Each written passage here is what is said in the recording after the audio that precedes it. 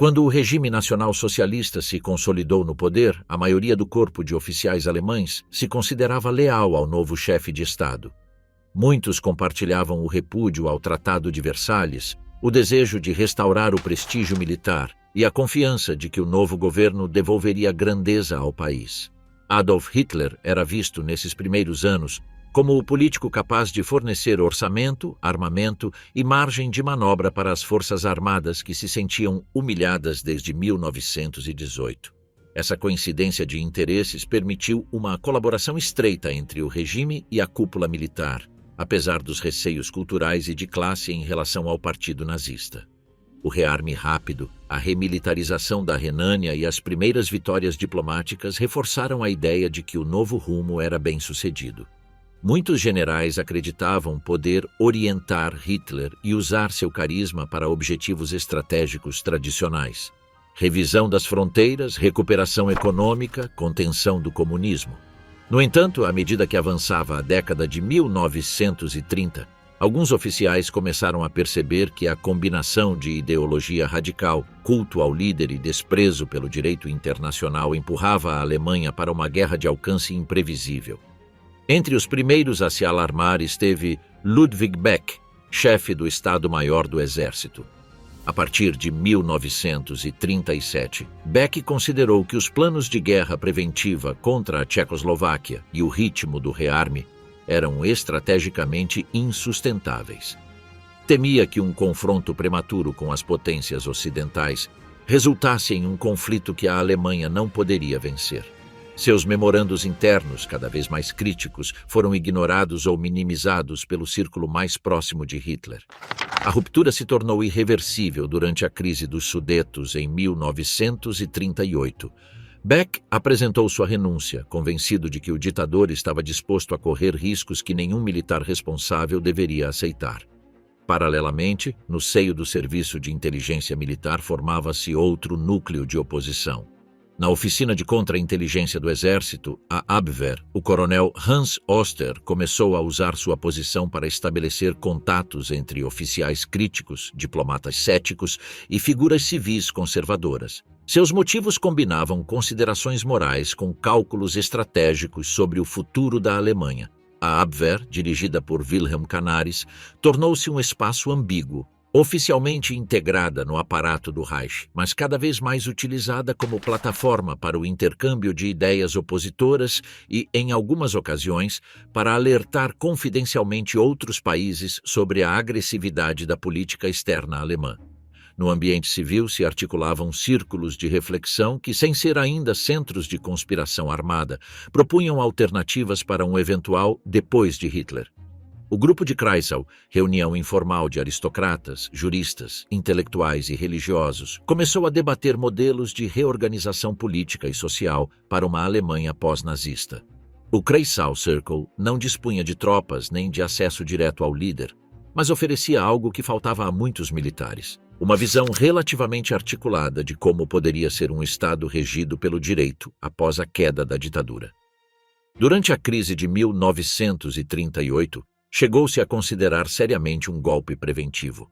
Alguns oficiais próximos a Beck e Oster consideraram a possibilidade de deter Hitler caso este ordenasse a guerra contra a Tchecoslováquia e se a Grã-Bretanha e a França se mantivessem firmes. O objetivo era evitar um conflito generalizado, forçar uma mudança de liderança e abrir uma negociação com as potências europeias. No entanto, os acordos de Munique desativaram o momento. O sucesso aparente da estratégia de pressão de Hitler enfraqueceu os opositores. A população celebrou o resultado. Muitos militares concluíram que o ditador sabia até onde poderia chegar, e as dúvidas foram interpretadas como derrotismo.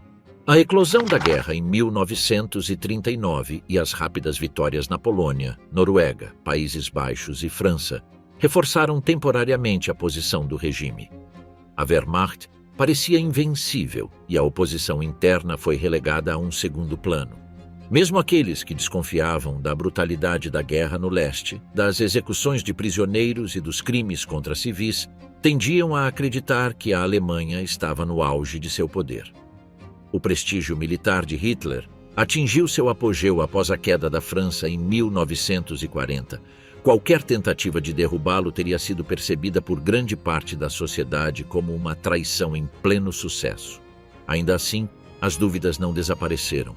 A invasão da União Soviética em 1941 abriu uma frente imensa e, a médio prazo, insustentável. À medida que a campanha oriental avançava, oficiais do Estado-Maior e comandantes na frente observaram a combinação de sobrecarga logística, subestimação do adversário e decisões estratégicas tomadas com base em critérios ideológicos mais do que militares. As ordens criminosas geraram conflitos de consciência em alguns comandantes e aprofundaram a fissura entre o código profissional tradicional do exército e a prática de guerra total promovida pelo regime. A virada decisiva chegou com a derrota em Stalingrado no início de 1943. A capitulação do 6º Exército não significou apenas uma perda massiva de homens e material. Teve um impacto psicológico direto no corpo de oficiais. A ideia de que o gênio militar de Hitler garantia a vitória foi seriamente danificada. Dentro do exército, muitos generais admitiram que o líder se recusava sistematicamente a permitir retiradas táticas razoáveis, ordenava resistências até o último homem e rejeitava qualquer recuo que pudesse ser interpretado como fraqueza. Stalingrado foi interpretado pelos opositores como a prova de que o curso da guerra havia mudado de forma irreversível.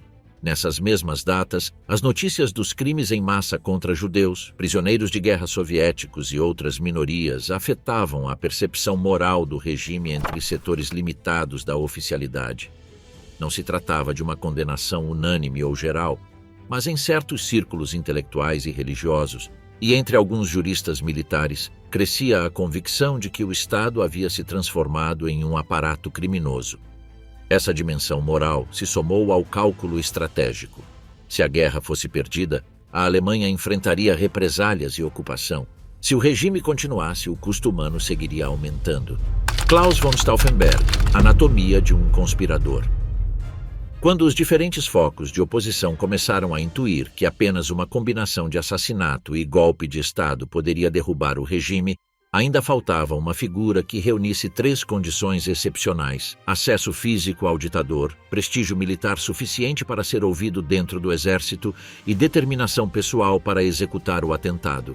Essa figura acabou personificada em Claus von Stauffenberg, um oficial de cavalaria proveniente da aristocracia suábia, educado em um ambiente conservador, católico e fortemente marcado pela tradição de serviço ao Estado. Nascido em uma família de antigos condes e altos funcionários do reino de Württemberg, Stauffenberg cresceu em um ambiente onde se valorizavam a disciplina, a cultura e o senso de dever. Quando jovem, se interessou pela poesia, música e filosofia e se vinculou ao círculo do poeta Stefan George, cujo elitismo intelectual e visão espiritual da Alemanha marcaram seu caráter. Essa formação lhe inculcou uma mistura de nacionalismo, idealismo e desprezo pelo que considerava a mediocridade política da República de Weimar, sem ainda torná-lo um opositor do futuro regime nacional-socialista. Em 1926, ingressou no Reichswehr como oficial de cavalaria. Durante os anos de limitações militares impostas por Versalhes, ser admitido no restrito corpo de oficiais exigia uma seleção rigorosa. Stauffenberg logo se destacou por sua inteligência, capacidade de trabalho e habilidade tática. Seus superiores o consideravam um oficial brilhante, com dotes de Estado-Maior. Como muitos colegas, compartilhava um forte nacionalismo e via com simpatia qualquer força política que prometesse restaurar a dignidade e o poder militar da Alemanha, embora não tenha se afiliado ao partido nazista. A ascensão de Adolf Hitler ao poder não foi recebida por ele com rejeição imediata. Como outros oficiais conservadores, valorizou positivamente o rearme, a recuperação do orgulho nacional e a aparente estabilidade política após anos de crise. Sua lealdade nessa fase estava mais voltada para o Estado e o exército do que para o líder ou o partido, mas não há indícios de que, nos primeiros anos do regime, considerasse necessária uma ruptura aberta. Sua carreira se beneficiou, como a de tantos outros, da expansão das Forças Armadas. Com o início da guerra, Stauffenberg participou da campanha na Polônia de 1939 como oficial de Estado-Maior de uma divisão de elite. Lá pôde observar de perto a eficácia da Blitzkrieg, mas também a violência descontrolada de algumas unidades contra civis e prisioneiros. Essas impressões iniciais ainda não se traduziram em uma oposição organizada, mas contribuíram para corroer a imagem idealizada de uma guerra conduzida apenas de acordo com os códigos profissionais tradicionais. A distância entre a teoria da honra militar e a prática nos territórios ocupados começava a se tornar visível. Em 1940, participou da campanha na França, novamente em funções de Estado-Maior. A vitória rápida reforçou o prestígio do exército e de Hitler, e muitos oficiais, incluindo Stauffenberg, puderam pensar que a estratégia ofensiva estava dando frutos.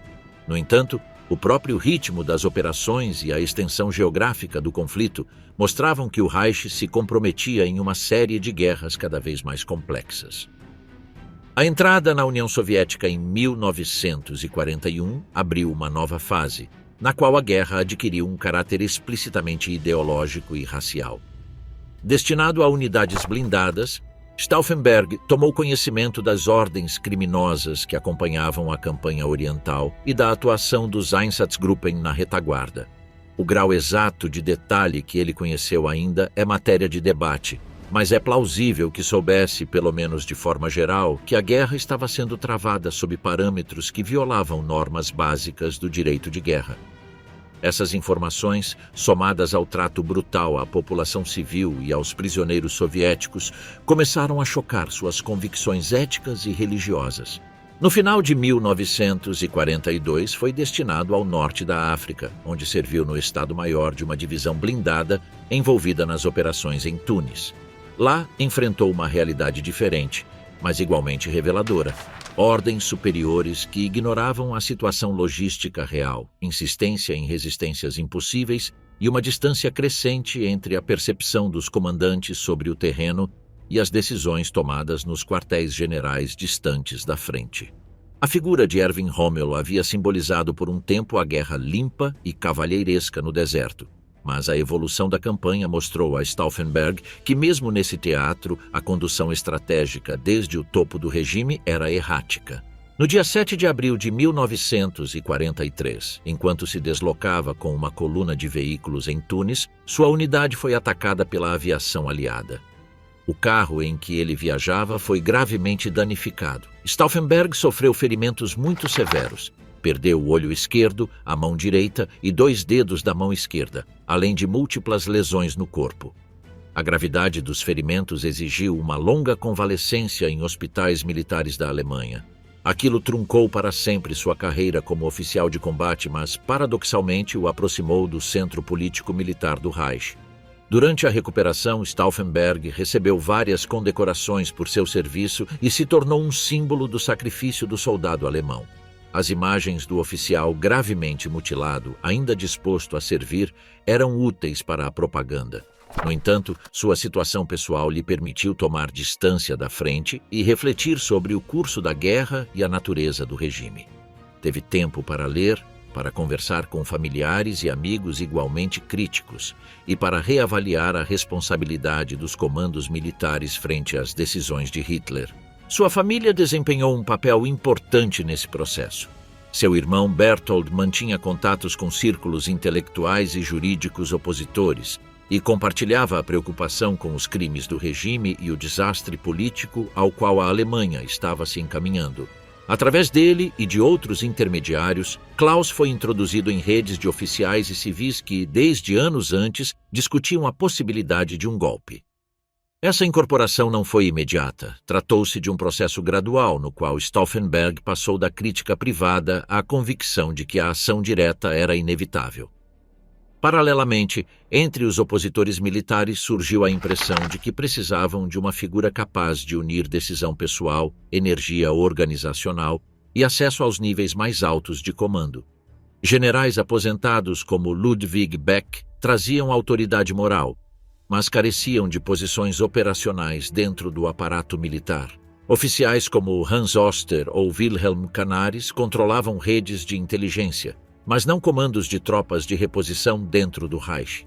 Faltava alguém em quem confluíssem várias dessas condições. Em 1943, Stauffenberg começou a estabelecer contato com o núcleo conspirador da Frente Oriental, especialmente com Henning von Treschow, que já havia tentado sem sucesso atentar contra Hitler durante visitas ao quartel-general do Grupo de Exércitos Centro.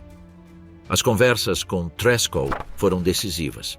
Este não só lhe transmitiu informações concretas sobre os crimes no leste, mas também a ideia de que o assassinato do ditador era uma obrigação moral e política inevitável. Segundo esse raciocínio, não bastava substituir a cúpula nazista.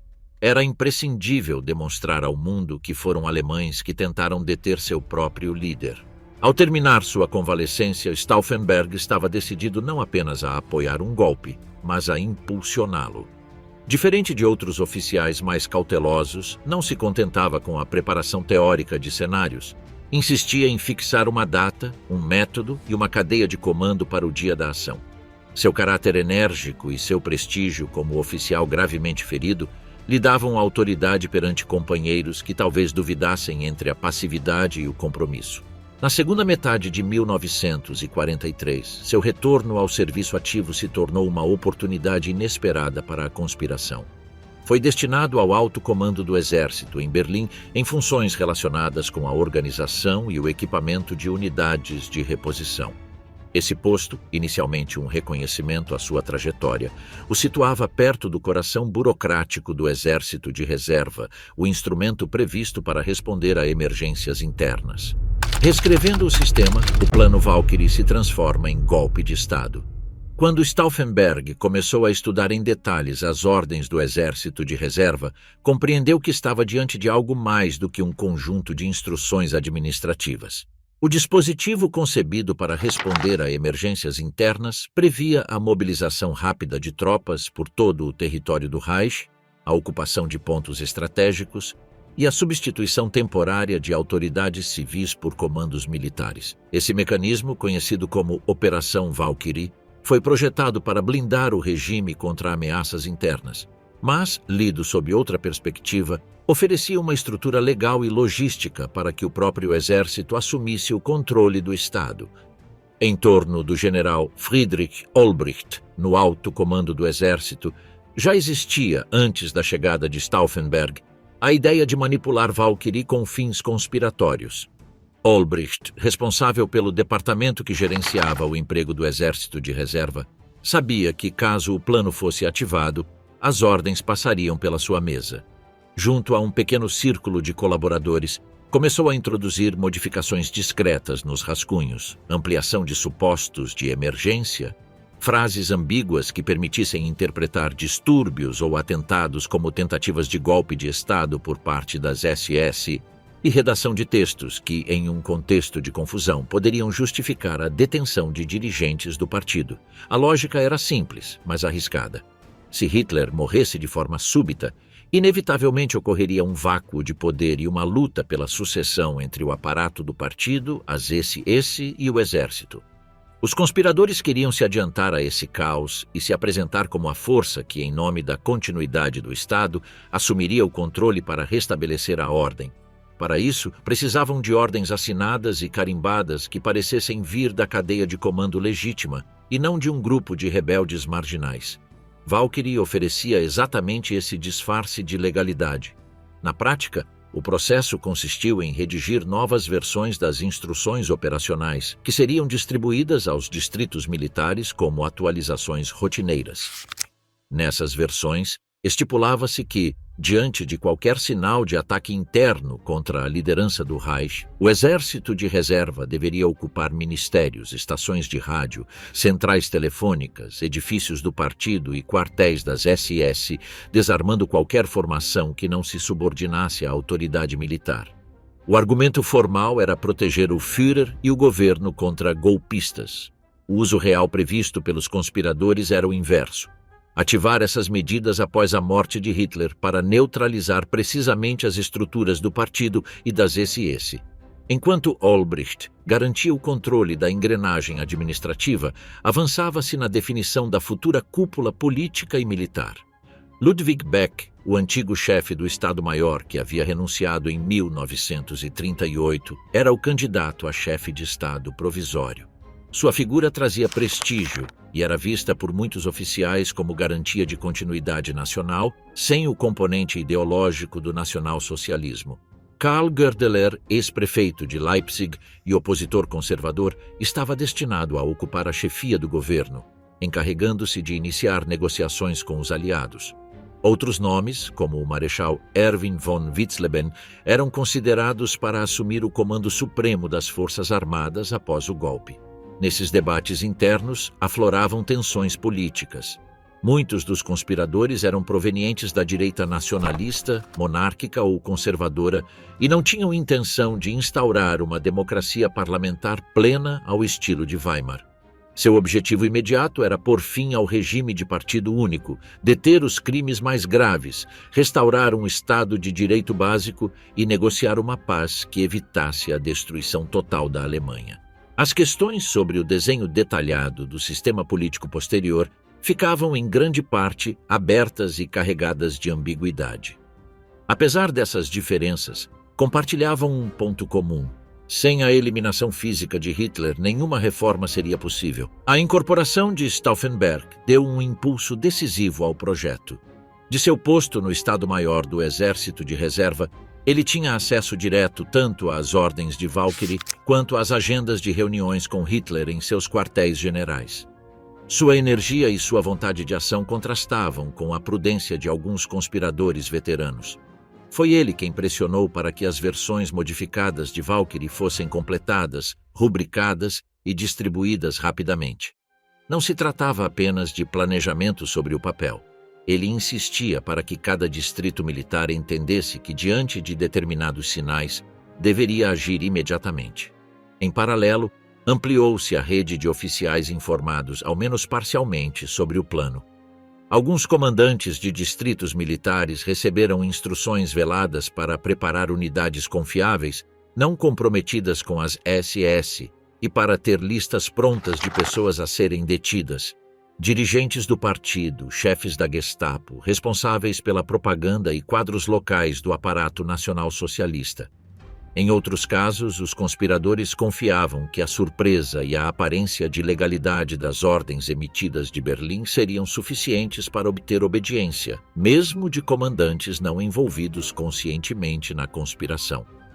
Todo esse aparato descansava sobre uma peça-chave: a capacidade de ativar Valkyrie no momento preciso. Para isso era necessário que quem estivesse fisicamente ao lado de Hitler no momento do atentado tivesse autoridade para informar sobre sua morte e, em seguida, ordenar a execução do plano. A designação de Stauffenberg como chefe do Estado-Maior do Exército de Reserva fechou esse círculo. A partir desse cargo, compartilhado com o comandante do Exército de Reserva, Friedrich Fromm, ele poderia assinar e fazer transmitir as ordens de mobilização para os distritos militares em nome do alto comando. A figura de Fromm introduzia um elemento de incerteza. Não era um conspirador convicto, mas também não era um partidário fanático do regime. Sua atitude oscilava entre a autopreservação, o oportunismo e uma certa incomodidade diante da situação geral. Os opositores esperavam que, se o golpe parecesse estar indo bem, Fromm se somasse a ele para não ficar à margem. Se percebesse que estava falhando, poderia tentar se distanciar e se proteger. Por isso era fundamental que as primeiras horas após o atentado criassem a impressão de que o exército controlava a situação e que a maquinaria de Valkyrie funcionava sem falhas. À medida que avançava o inverno de 1943 a 1944, o plano adquiriu maior precisão. Estabeleceram-se listas de contato, definiram-se mensagens a serem transmitidas às unidades e prepararam-se comunicações anunciando a morte de Hitler e acusando a cúpula do partido de ter tentado trair o exército e o povo. A linguagem escolhida visava aproveitar o respeito ainda existente pelas forças armadas, apresentando-as como as salvadoras da Alemanha diante de um pequeno grupo de criminosos do partido. Essa narrativa era crucial para ganhar o apoio de comandantes indecisos e da população. A dimensão internacional também estava presente nas discussões. Os conspiradores estavam cientes de que, mesmo que conseguissem tomar o poder, a guerra não se deteria automaticamente. Precisavam de sinais políticos claros para os aliados ocidentais, especialmente para a Grã-Bretanha e os Estados Unidos, indicando disposição para negociar. No entanto, não tinham garantias de que essas potências estivessem dispostas a oferecer algo além da rendição incondicional que haviam proclamado. Apesar dessa incerteza, consideravam que até mesmo uma rendição dura seria preferível à prolongação de um conflito que ameaçava destruir completamente o país e deixá-lo à mercê de ocupantes hostis. Ensaios fracassados e contagem regressiva. A primavera de 1944. Ao começar 1944, a sensação de urgência entre os conspiradores havia mudado de natureza. Já não se tratava apenas de impedir uma futura catástrofe. Para muitos, a catástrofe já havia se desencadeado. A frente oriental absorvia recursos sem limite, os bombardeios aliados destruíam cidades e a perspectiva de um desembarque na Europa Ocidental era questão de tempo. Cada mês que passava tornava mais difícil imaginar uma saída política negociada. Sob essa pressão, a conspiração deixou de ser uma rede de debates e memorandos e se transformou em um projeto de ação imediata que precisava de um executor e uma data. Nesse contexto, a figura de Henning von Treschow continuava sendo central. Já em 1943, Treschow havia tentado matar Hitler colocando um artefato explosivo em um avião que transportava o ditador da Frente Oriental para a Alemanha. O mecanismo falhou, provavelmente devido ao frio extremo no porão da aeronave, que impediu o funcionamento correto do detonador. Apesar do fracasso, aquela operação havia demonstrado duas coisas: que era possível aproximar explosivos do ambiente imediato de Hitler e que a segurança do líder, embora rígida, não era infalível. Também havia mostrado a enorme dificuldade de coordenar um atentado com um golpe de Estado simultâneo. Outras tentativas fracassadas reforçaram essa percepção. O coronel Rudolf Christoph von Gersdorff se ofereceu para se imolar, fazendo explodir cargas ocultas sob seu uniforme durante uma visita de Hitler a uma exposição de material capturado na guerra contra a União Soviética. O ditador, no entanto, percorreu a mostra a um ritmo muito mais rápido do que o previsto, encurtando a visita para apenas alguns minutos. Gersdorff teve que desativar o detonador em um banheiro antes que o tempo se esgotasse. Episódios como esse evidenciavam até que ponto o fator sorte poderia frustrar planos cuidadosamente preparados. No final de 1943 e começo de 1944, estudaram-se outras variantes baseadas em demonstrações de material militar no quartel-general do Führer. Oficiais como Axel von den Busche e Ewald Heinrich von Kleist-Schmencin se ofereceram para detonar explosivos ocultos durante apresentações de novos uniformes ou equipamentos diante de Hitler. Em ambos os casos, os planos foram frustrados por circunstâncias externas. Bombardeios que destruíram os modelos a serem exibidos, mudanças de agenda de última hora e suspensões das demonstrações. A acumulação de tentativas frustradas gerava frustração, mas também fornecia experiência sobre o que era viável e o que não era. Enquanto esses projetos desmoronavam, a posição de Stauffenberg dentro do aparelho militar se consolidava. Sua nomeação como chefe do Estado-Maior do Exército de Reserva, sob a autoridade nominal de Friedrich Fromm, o situava no centro do dispositivo que deveria executar a Operação Valkyrie. Além disso, esse cargo lhe dava acesso regular às reuniões de situação com Hitler, primeiro no Berghof, na Baviera, e depois no quartel-general da Wolfschanze, na Prússia Oriental. Essa combinação o tornava o candidato mais lógico para realizar o atentado. O problema técnico não era menor. Devido às suas feridas, ele só mantinha 2 dedos na mão esquerda e não possuía a mão direita. Ativar um detonador de lapiseira, inserir a carga na maleta e fechá-la sem levantar suspeitas exigia uma destreza que, em seu caso, precisava ser cuidadosamente ensaiada. Os conspiradores dispunham de explosivo plástico britânico, de fácil ocultação e grande potência, e de espoletas químicas com retardo ajustável. Stauffenberg praticou repetidamente a manipulação do mecanismo com a ajuda de seu assistente, que deveria ajudá-lo nas tarefas que ele não conseguia realizar sozinho. Além dos aspectos técnicos, persistia uma discussão estratégica. Seria suficiente matar Hitler ou seria indispensável eliminar simultaneamente Himmler e Göring? Alguns conspiradores insistiam que, se esses dois permanecessem vivos, poderiam reclamar a sucessão, reorganizar as forças leais e desbaratar o golpe. A exigência de que os três estivessem no mesmo local restringia enormemente as oportunidades. Na prática, era raro que os três coincidissem em uma mesma reunião de situação.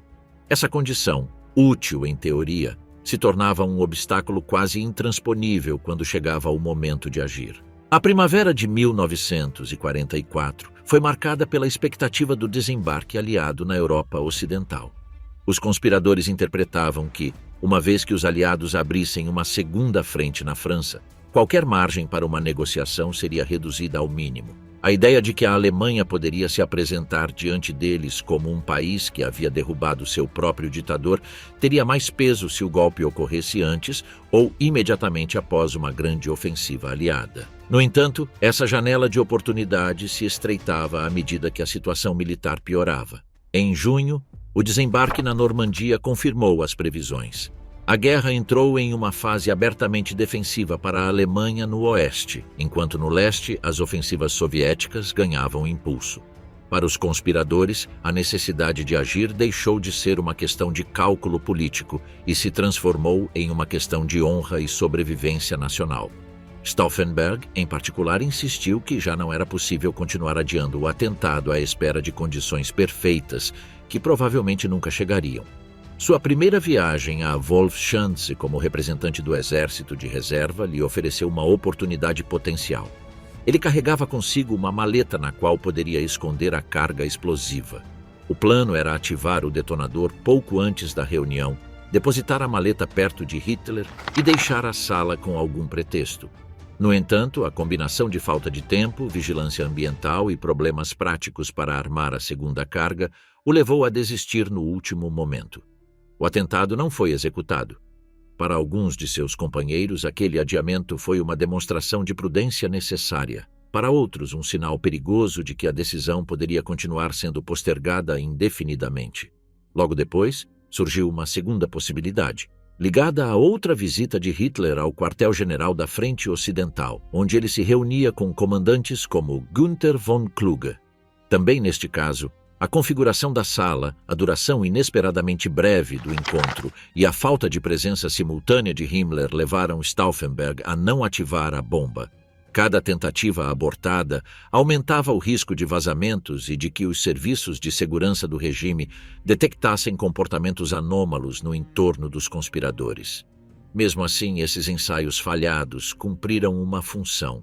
Permitiram observar de perto as rotinas de segurança, a disposição física das salas de conferências, os controles de acesso e a reação do ambiente imediato de Hitler diante de qualquer irregularidade.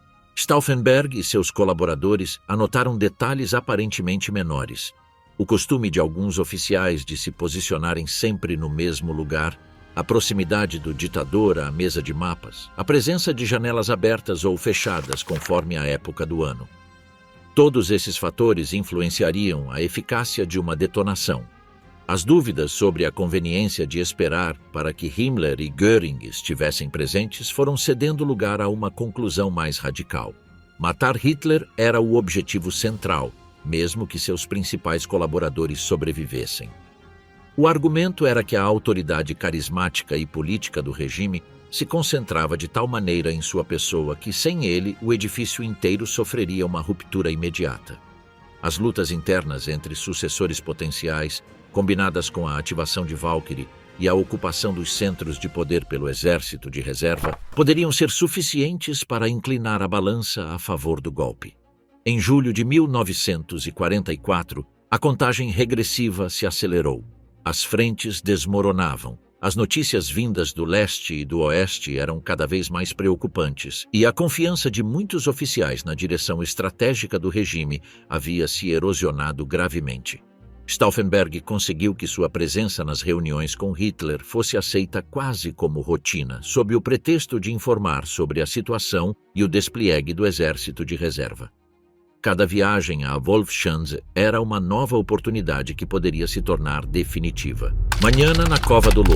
O atentado de 20 de julho de 1944. Na manhã de 20 de julho de 1944, Klaus von Stauffenberg decolou do aeródromo de Rangsdorf, perto de Berlim, com destino à Prússia Oriental.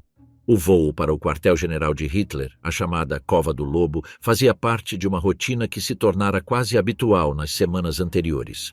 O chefe do Estado-Maior do Exército de Reserva ia informar pessoalmente o Führer sobre o estado das reservas e o deslocamento das tropas dentro do Reich. Essa aparência de normalidade era essencial para o plano. No entanto, a maleta que ele carregava não era um simples porta-documentos. A Wolfschanze era um complexo fortemente protegido, cercado por florestas, cercas, campos de minas e postos de guarda.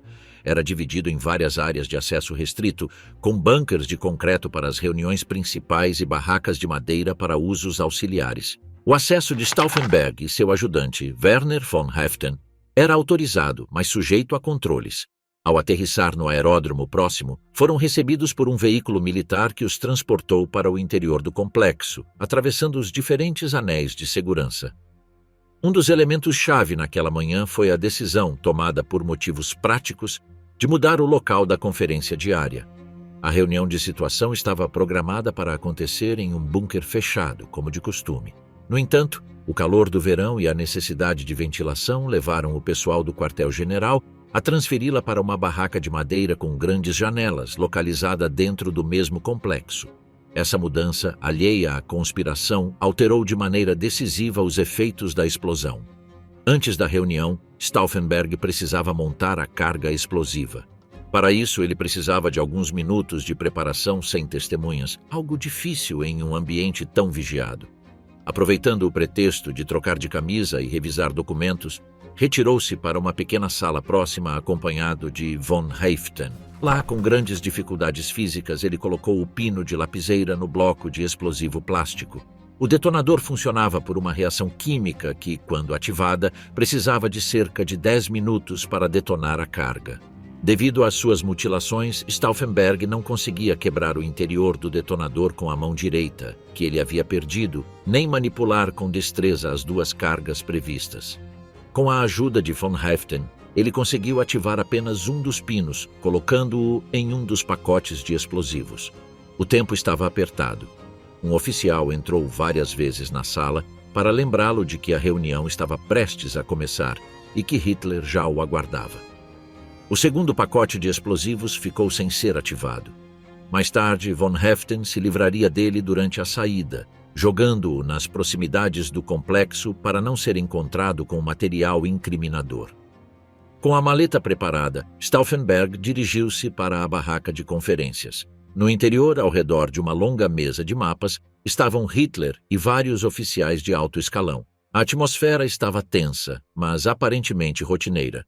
Discutia-se a situação militar, particularmente os eventos na frente oriental, onde as operações soviéticas ameaçavam setores-chave do deslocamento alemão. O barulho ambiente, a concentração nos relatórios e o costume de ver oficiais entrando e saindo durante as reuniões ajudaram a fazer com que a chegada de Stauffenberg não chamasse muita atenção. Seguindo o plano, ele se posicionou perto de Hitler e colocou a maleta aos pés dele, apoiando-a ao lado de uma perna maciça da mesa. A distância até o alvo era crucial. Quanto mais próximo do corpo do ditador estivesse a carga, maior seria a probabilidade de causar uma lesão mortal. Para reforçar a aparência de normalidade, começou a expor brevemente o conteúdo de seus documentos, alegando que precisava atender uma ligação telefônica urgente de Berlim. Com essa desculpa, ele se preparou para sair da sala pouco antes que o tempo do detonador se completasse. Nesses breves minutos, um pequeno gesto alterou consideravelmente o resultado físico da explosão. Um dos oficiais presentes, desconfortável com a posição da maleta, a moveu ligeiramente para o outro lado da perna da mesa, afastando-a alguns centímetros da posição original. Do ponto de vista militar, foi um movimento trivial para ganhar espaço. Do ponto de vista do cálculo da carga, significou que a espessa estrutura de madeira agiu como uma barreira parcial entre a explosão e o corpo de Hitler, que permanecia inclinado sobre os mapas. Uma vez fora da sala, Stauffenberg se certificou de que ninguém o obrigaria a retornar imediatamente. Caminhou para o exterior da barraca, dirigiu-se a uma área de onde tinha visão do entorno e esperou. Poucos instantes depois, ocorreu a detonação. A explosão destruiu boa parte do interior da sala, arrancou janelas e lançou móveis, vidros e fragmentos de madeira pelos ares. Vários oficiais morreram ou ficaram gravemente feridos. Outros sofreram lesões graves. O estrondo foi ouvido por todo o complexo e imediatamente foram acionados os alarmes e os protocolos de emergência. De longe, observando a fumaça e o movimento desordenado do pessoal, Stauffenberg interpretou que o atentado havia sido bem sucedido. A violência aparente da explosão, somada ao seu conhecimento da potência do explosivo, o levou a concluir que a sobrevivência do ditador era praticamente impossível. Sem esperar confirmações detalhadas, iniciou a fase seguinte do plano: abandonar a Wolfschanze, sair da área controlada e retornar a Berlim o mais rápido possível para ativar a Operação Valkyrie. A reação dentro da sala após a explosão foi caótica, mas relativamente rápida. Hitler sobreviveu com ferimentos no braço direito, queimaduras superficiais, danos no tímpano e contusões, em parte graças à perna da mesa e à estrutura da barraca, que permitiram que a onda expansiva se dissipasse em parte para o exterior. O ditador foi evacuado, atendido por médicos e, após os primeiros cuidados, tentou retomar o controle da situação. No entanto, essa informação não chegou de imediato e com clareza aos que estavam fora do círculo sanitário direto. Enquanto isso, Stauffenberg e von Heften se dirigiam para o veículo que deveria tirá-los do complexo. No trajeto, tiveram que atravessar controles, nos quais a confusão causada pela explosão trabalhou a seu favor. A condição de Stauffenberg como oficial mutilado, seu posto e a autoridade de sua missão aparente contribuíram para que ele não fosse submetido a revistas detalhadas. O relato de que ele mesmo havia estado presente na reunião e testemunhado a explosão reforçava a impressão de que era uma testemunha, não um suspeito. Após abandonar a área mais interna da Wolfschanze, ambos chegaram ao aeródromo. Embora o alarme tivesse se espalhado, a cadeia de decisões nos escalões intermediários não reagiu com rapidez suficiente para bloquear todos os movimentos. O avião previsto para o retorno a Berlim estava disponível. Stauffenberg insistiu na urgência de partir, alegando a necessidade de informar pessoalmente o alto comando e o exército de reserva sobre o ocorrido. A decolagem foi autorizada e a aeronave tomou rumo à capital. Durante o voo, Stauffenberg estava convencido de que havia cumprido a parte central do plano. Hitler havia morrido. Tarde em Berlim, o lançamento de Valkyrie e a guerra de ordens. Quando o avião que levava Klaus von Stauffenberg aterrissou no aeródromo de Rangsdorf, no início da tarde, o núcleo conspirador em Berlim ainda não tinha informações claras sobre o resultado do atentado. As primeiras mensagens provenientes do quartel-general da Wolfschanze eram fragmentadas e contraditórias. Alguns relatórios falavam de uma explosão devastadora com vários mortos. Outros mencionavam apenas uma bomba, sem detalhar o estado do Führer. Nesse vazio informativo, a palavra de Stauffenberg, baseada no que ele havia visto e ouvido ao deixar o local, teve um peso decisivo. Ele reiterou que Hitler estava morto, ou, no melhor dos casos, mortalmente ferido. Enquanto ele se dirigia de carro para o centro da cidade, na sede do Alto Comando do Exército de Reserva, o Bendler Block, a situação oscilava entre expectativa e indecisão. O general Friedrich Olbricht, responsável pelo mecanismo da Operação Valkyrie, duvidava entre ativar as ordens já ou esperar uma confirmação explícita. O comandante do Exército de Reserva, Friedrich Fromm, mantinha-se deliberadamente evasivo. Consciente de que um movimento precipitado o comprometeria em caso de fracasso, ele preferia ganhar tempo e obter provas conclusivas sobre o destino de Hitler. Paralelamente, na Wolfschanze, o general de comunicações Erich Feldgiebel tentava interromper ou dificultar as linhas telefônicas e telegráficas para o exterior, a fim de atrasar a disseminação da notícia de que o Führer ainda estava vivo. Suas possibilidades eram limitadas. O sistema de comunicações do quartel-general tinha múltiplas redundâncias e não dependia de um único centro. Ainda assim, o tempo que ele conseguiu ganhar foi crucial. Por várias horas, a informação que chegava a Berlim era suficientemente confusa para que os conspiradores pudessem apresentar sua versão dos acontecimentos. Ao chegar ao Bendler Block, Stauffenberg insistiu que não havia dúvida possível. Hitler estava morto. Seu relato detalhado sobre a explosão O aspecto da sala e a magnitude do dano visível reforçaram sua convicção. Argumentou que, se continuassem esperando confirmações formais, perderiam a única oportunidade de controlar a transição. Diante dessa pressão, Olbricht decidiu ativar a primeira fase da Operação Valkyrie, mesmo sem o respaldo explícito de Fromm. Este, diante de um fato consumado, reagiu inicialmente com fúria, ameaçando prender os conspiradores. Depois, ao ver que as ordens já haviam começado a ser emitidas, optou por uma retirada ambígua, esperando ver para qual lado a balança se inclinaria. Das oficinas do Exército de Reserva, começaram a sair mensagens cifradas para os distritos militares em todo o Reich. Nelas, informava-se que havia ocorrido uma tentativa de golpe de Estado por parte de elementos do partido e ordenava-se às unidades do Exército de Reserva ocupar os ministérios, estações de rádio, centrais telefônicas e sedes da polícia, desarmando as formações das SS e prendendo seus comandantes. A fórmula apresentada era a prevista nas versões manipuladas da Valkyrie. O exército aparecia como garantidor da ordem frente a um suposto complô interno. Em várias regiões, as ordens foram obedecidas sem muitas perguntas. Comandantes locais, acostumados a cumprir diretivas do alto comando sem conhecer todos os detalhes, mobilizaram unidades, impuseram toques de recolher e tomaram prédios estratégicos. Em cidades como Viena e Paris, algumas guarnições procederam à detenção temporária de responsáveis do partido e representantes das SS, seguindo à risca as instruções recebidas.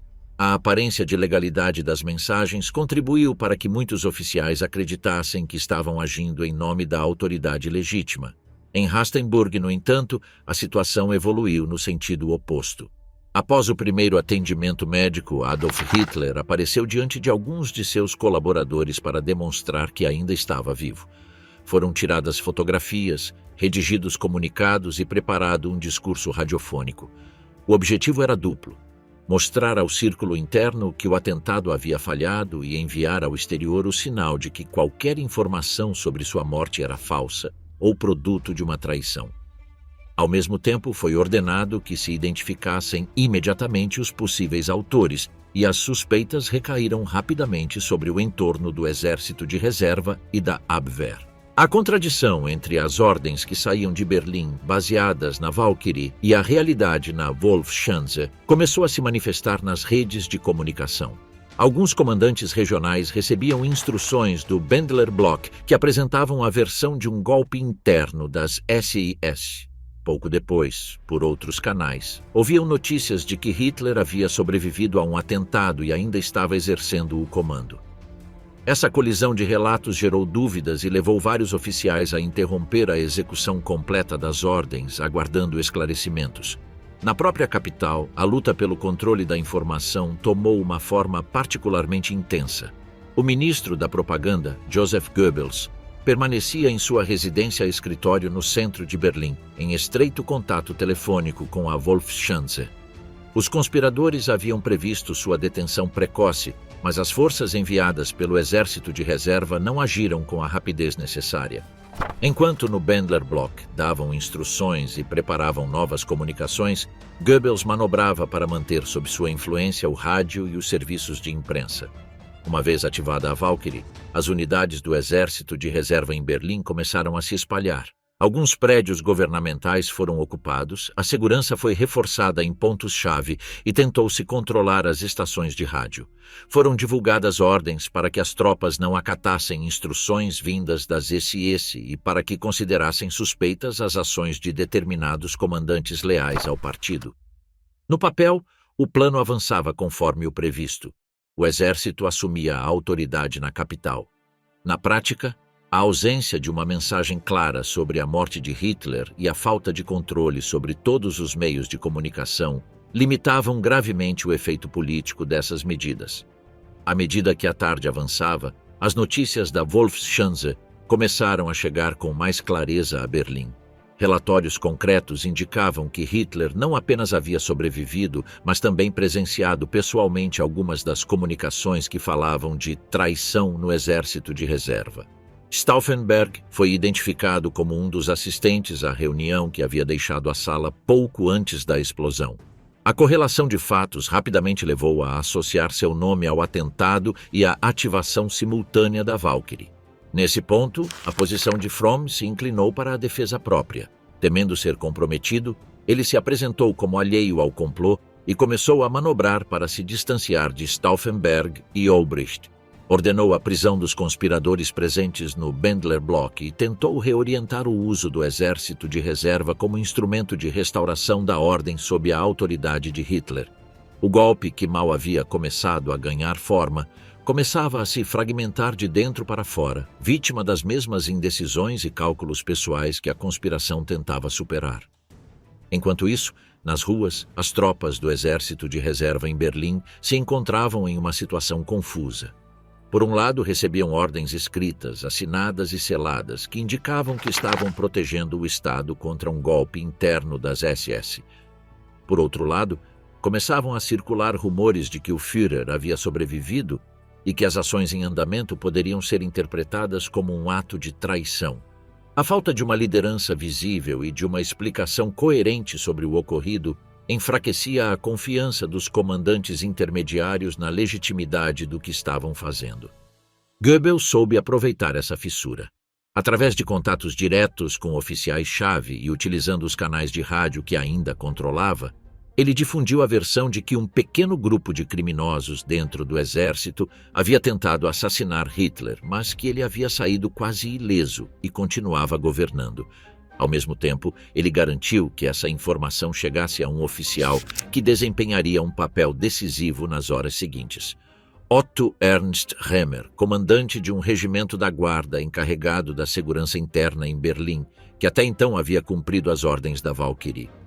Para dissipar qualquer dúvida sobre a quem ele deveria obedecer, Remer foi colocado em comunicação telefônica direta com a Wolfschanze, onde ouviu a voz de Hitler confirmando pessoalmente que ele estava vivo e ordenando-lhe que retomasse o controle da capital e neutralizasse sem demora os conspiradores do Bendler Block.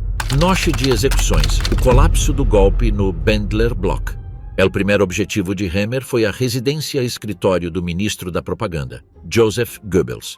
De acordo com as ordens iniciais de Valkyria, o local deveria ficar sob vigilância militar, e até mesmo havia sido cogitada a possibilidade de detê-lo. Agora, o sentido da operação foi invertido. Remer foi pessoalmente acompanhado de uma escolta e se encontrou com o ministro. Este lhe confirmou que Hitler seguia vivo, mostrou-lhe os primeiros comunicados preparados e garantiu que ele compreendesse a dimensão política do ocorrido. Um pequeno grupo de oficiais havia tentado assassinar o Führer e tomar o poder, mas o líder havia sobrevivido e ordenado sufocar a rebelião. Convencido de que a legitimidade residia do lado de quem mantinha a chefia do Estado, Remer reorganizou o desdobramento de seu regimento. As tropas que horas antes haviam ocupado edifícios-chave seguindo as ordens de Valkyria receberam novas instruções. Deveriam retirar a vigilância sobre os dirigentes do partido, devolver o controle do rádio e dos ministérios aos leais ao regime e concentrar forças em torno do Bendler Block. O núcleo da conspiração era assim identificado como o principal objetivo. Dentro do Bendler Block, a tarde avançava em meio a uma mistura de atividade frenética e crescente desorientação. Friedrich Olbricht e Klaus von Stauffenberg tentavam manter a Operação Valkyria em andamento, emitindo novas ordens e fazendo chamadas telefônicas para convencer os distritos militares indecisos de que o exército controlava a situação. Junto a eles, figuras como Ludwig Beck, Karl Goerdeler e outros civis e militares envolvidos debatiam os próximos passos políticos, ainda confiantes de que, se o controle em Berlim fosse consolidado, o restante do país se alinharia. O comportamento do comandante do exército de reserva, Friedrich Fromm, tornou-se cada vez mais errático. No começo, ele tentara manter uma posição de espera, permitindo que Olbricht e Stauffenberg agissem sem se comprometer abertamente. Quando as notícias sobre a sobrevivência de Hitler começaram a chegar com mais clareza, ele passou a temer ficar associado à conspiração. Tentou então se distanciar, denunciando os conspiradores e reivindicando a restituição de sua autoridade plena sobre o exército de reserva. Diante da ameaça de que Fromm pudesse ordenar detenções contra ele, os conspiradores decidiram arrestá-lo em seu próprio escritório. Despojaram-no de seu comando e anunciaram sua substituição pelo general Erich Hübner, um oficial anteriormente destituído pelo regime e agora reincorporado de fato para liderar as forças do golpe. No papel, o exército de reserva ficava assim sob o comando de um general comprometido com a conspiração. Na prática, o tempo estava contra eles, e a capacidade real de Hübner de impor sua autoridade sobre tropas confusas era limitada. Fora do Bendler Block, a situação rapidamente se inclinava para o lado leal ao regime. Remer desdobrou unidades de seu regimento em torno do bairro governamental. O rádio voltou a estar sob controle firme da propaganda e a versão oficial do ocorrido começou a ser divulgada. Hitler havia sobrevivido a um covarde atentado perpetrado por um pequeno grupo de oficiais traidores. O governo seguia intacto e ordenava-se a todas as tropas reprimir qualquer tentativa de sublevação. À medida que essa mensagem chegava aos distritos militares, muitos comandantes que haviam obedecido às ordens iniciais de Valkyria começaram a anular movimentos, liberar prisioneiros e até prender aqueles que haviam transmitido as instruções do golpe. No Bendler Block, as notícias sobre a reviravolta da situação chegaram de forma fragmentada. Chamadas telefônicas interrompidas, relatórios de unidades que se recusavam a continuar agindo, rumores de que Remer já cercava o complexo. Tudo indicava que o tempo de manobra estava se esgotando. Apesar disso, Stauffenberg insistia que deveriam perseverar. Lembrava que muitos distritos haviam executado parcialmente as ordens e confiava que, se resistissem em Berlim, poderiam reagrupar forças fiéis ao plano. Outros presentes, no entanto, começavam a considerar a possibilidade de que o golpe tivesse falhado de forma irreversível. Ao cair da noite, o cerco ao Bendler Block se tornou visível. Tropas da guarda, apoiadas por veículos blindados leves, ocuparam posições nas ruas adjacentes, cortaram acessos e estabeleceram controles. O prédio, que durante horas havia sido o centro de onde se pretendia reorganizar o Reich, agora estava isolado.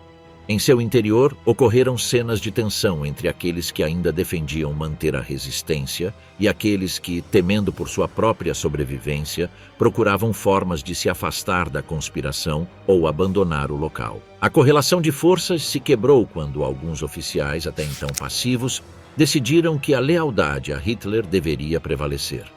Eles retomaram contato com Fromm, ainda retido, e ofereceram apoio para recuperar o comando caso agisse contra os principais conspiradores. Fromm, vendo uma oportunidade de se apresentar como repressivo do golpe e assim se proteger, aceitou colaborar.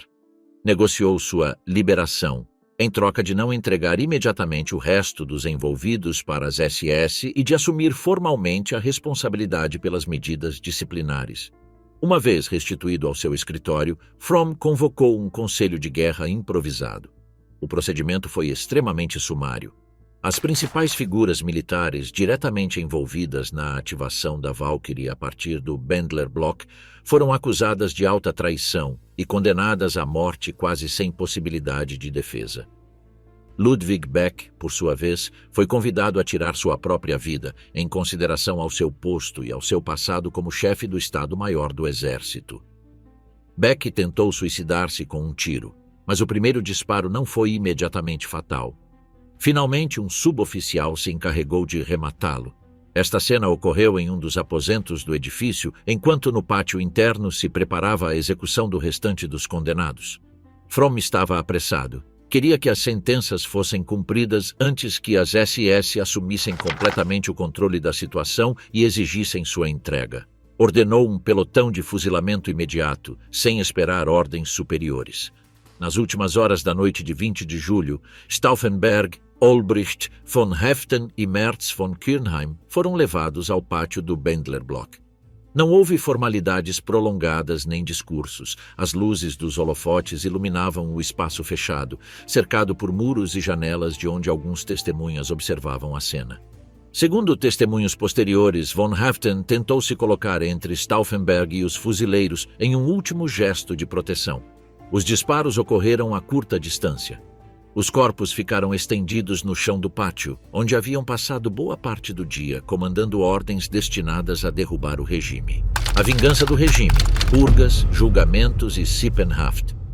Ao amanhecer de 21 de julho de 1944, O rádio do Reich informava sobre um covarde atentado contra a vida do Führer, perpetrado por um pequeno grupo de oficiais traidores, apresentado como isolado e sem apoio popular. Por trás dessa fórmula propagandística, o aparato repressivo do Estado começava a se mover com uma amplitude que desmentia a imagem de um incidente menor. Hitler havia decidido usar o fracasso do golpe como pretexto para uma purga sistemática contra qualquer forma de oposição, real ou potencial. A investigação foi imediatamente confiada à Gestapo e ao Serviço de Segurança do partido. Os primeiros interrogatórios no Bendler Block e em outras sedes militares forneceram nomes, documentos e pistas. Registros minuciosos em escritórios, arquivos pessoais e residências permitiram apreender diários, correspondências e esboços de planos políticos que revelavam uma conspiração mais ampla do que o regime estava disposto a admitir publicamente.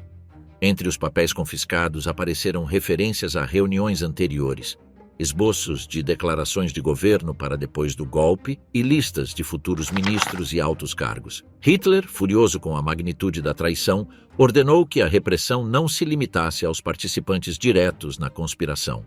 Invocou e ampliou o princípio de Sippenhaft, a responsabilidade de clã, que permitia punir familiares dos acusados pelos crimes destes. Esposas, filhos, pais e irmãos de conspiradores foram detidos, deportados para campos de concentração ou submetidos à vigilância estreita.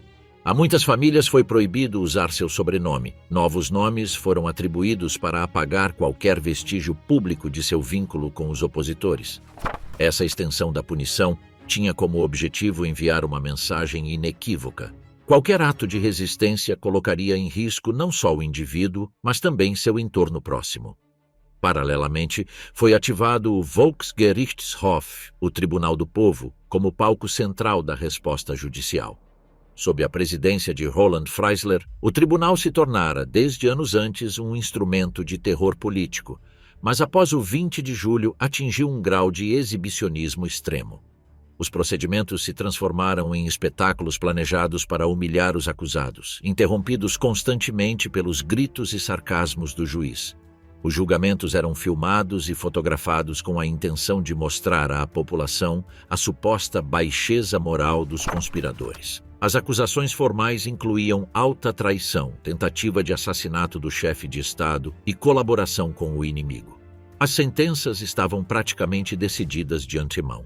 Muitos acusados chegavam ao tribunal após semanas de interrogatórios sob coação, golpes e ameaças contra suas famílias. A defesa mal tinha espaço para agir. Em algumas ocasiões, os advogados eram forçados a se juntar verbalmente às acusações. As declarações dos processados, quando conseguiam se expressar, ofereceram depois uma das principais fontes para reconstruir as motivações e os objetivos da conspiração. As execuções foram realizadas, em sua maioria, na prisão de Plötzensee, em Berlim, e em outros centros penitenciários do Reich. A pedido de Hitler, alguns condenados foram enforcados com cordas de piano, uma forma de punição deliberadamente degradante, oposta ao fuzilamento tradicional reservado para oficiais. Foi ordenado que as mortes fossem filmadas para que o ditador pudesse ver pessoalmente o resultado das sentenças. Entre os executados estavam figuras de destaque como Beck, Goerdeler, o marechal Erwin von Witzleben, o general Erich Hoepner e muitos outros oficiais de diferentes patentes. Nem todos os implicados chegaram vivos ao banco dos réus. Henning von Treschow, destinado à Frente Oriental, escolheu suicidar-se em 21 de julho de 1944, fazendo detonar uma granada de mão enquanto estava no campo. Sua morte foi apresentada oficialmente como consequência da luta contra o inimigo e sua participação na conspiração não foi divulgada imediatamente. Outros implicados seguiram caminhos semelhantes, preferindo tirar a própria vida a enfrentar a humilhação do Tribunal do Povo e possíveis represálias contra seus familiares. A repressão também atingiu a Abwehr. Wilhelm Canaris, seu chefe, já havia sido afastado do comando meses antes por suspeitas de deslealdade. Agora, a investigação de seu arquivo pessoal e dos documentos da organização revelou a profundidade das atividades de oposição dentro do serviço de inteligência. Seus diários, anotações e memorandos mostravam uma trajetória prolongada de sabotagem discreta a algumas políticas do regime e de contatos com círculos críticos, tanto dentro como fora do país. A partir dessas descobertas, Canaris foi preso e transferido para vários centros de detenção, antes de ser finalmente executado em abril de 1945 no campo de concentração de Flossenbürg. O desmantelamento da Abwehr veio acompanhado da absorção de suas funções pelo aparato das SS, em particular pelo Serviço de Segurança. Essa reestruturação reforçou o controle direto do partido sobre as tarefas de inteligência e segurança, reduzindo ainda mais os espaços de autonomia dentro das Forças Armadas. Oficiais que haviam trabalhado durante anos em ambientes onde ainda havia alguma resistência discreta se viram submetidos a uma vigilância muito mais rígida. A Gestapo utilizou as informações obtidas nos interrogatórios e na documentação apreendida para traçar uma rede de contatos que se estendia por grande parte do território do Reich e por diversos setores sociais. Seguiram-se as detenções de membros do Kreisauer Kreis, de pastores protestantes e sacerdotes católicos ligados à oposição, de funcionários que haviam servido como intermediários nas comunicações entre civis e militares. Embora nem todos tivessem tido um papel direto na preparação do atentado, o regime os considerou parte de uma mesma trama subversiva e os tratou em consequência. Do ato de traição ao símbolo moral, legado e memória de Valquíria. Quando o Terceiro Reich desmoronou na primavera de 1945, a maioria dos protagonistas da conspiração de 20 de julho havia sido executada ou morrido na frente de batalha ou na prisão. Os processos do Volksgerichtshof e as execuções em Plötzensee e outros centros deixaram para trás centenas de arquivos, atas de julgamento, fotografias e notas de interrogatório. Parte dessa documentação foi destruída nos últimos meses da guerra, mas outra parte ficou abandonada em arquivos, ministérios e quartéis ocupados pelos aliados, tornando-se a base para as primeiras reconstruções do complô. Nos julgamentos de Nuremberg, a figura dos conspiradores de 20 de julho esteve presente, mas não ocupou um lugar central. Alguns altos comandos nazistas tentaram se apresentar como simpatizantes tardios da oposição militar ou como pessoas que teriam sabido do complô sem denunciá-lo, buscando assim melhorar sua posição diante dos juízes. Os magistrados aliados reconheceram a existência de um movimento de resistência alemã, mas não transformaram seus integrantes em protagonistas do relato judicial. O ênfase principal continuava a ser nos crimes de guerra, nos crimes contra a humanidade e na responsabilidade da cúpula do regime, mais do que no exame detalhado de quem havia tentado derrubá-lo de dentro. Na imediata pós-guerra, a memória de 20 de julho ficou presa entre várias tensões. Uma parte da população alemã, ainda marcada pela propaganda que havia apresentado os conspiradores como traidores, manteve reservas em relação a eles.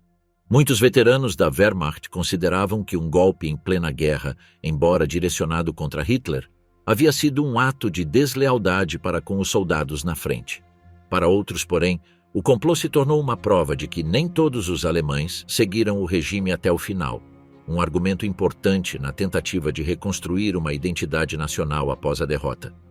Com a divisão do país, a interpretação de 20 de julho se bifurcou. Na República Federal da Alemanha, o debate se concentrou durante anos em saber se aqueles oficiais, em sua maioria conservadores e nacionalistas, poderiam ser considerados exemplos morais para um Estado que se dizia baseado na democracia parlamentar. Uma parte do espectro político os via como homens que reagiram tarde e que, em muitos casos, haviam participado previamente nas campanhas de agressão. Outra parte insistia que a decisão final deles de conspirar contra Hitler, embora tardia, tinha um peso simbólico que deveria ser reconhecido. Na República Democrática Alemã, por outro lado, a memória oficial privilegiou a resistência comunista e operária. A conspiração de altos oficiais foi apresentada como uma tentativa reacionária de salvar o Estado alemão da derrota total, mais do que como um esforço genuíno para derrubar o nacionalsocialismo. Os protagonistas de 20 de julho mal foram incorporados ao panteão de heróis da RDA, dominado por figuras da clandestinidade comunista e da luta contra o fascismo em termos de classe.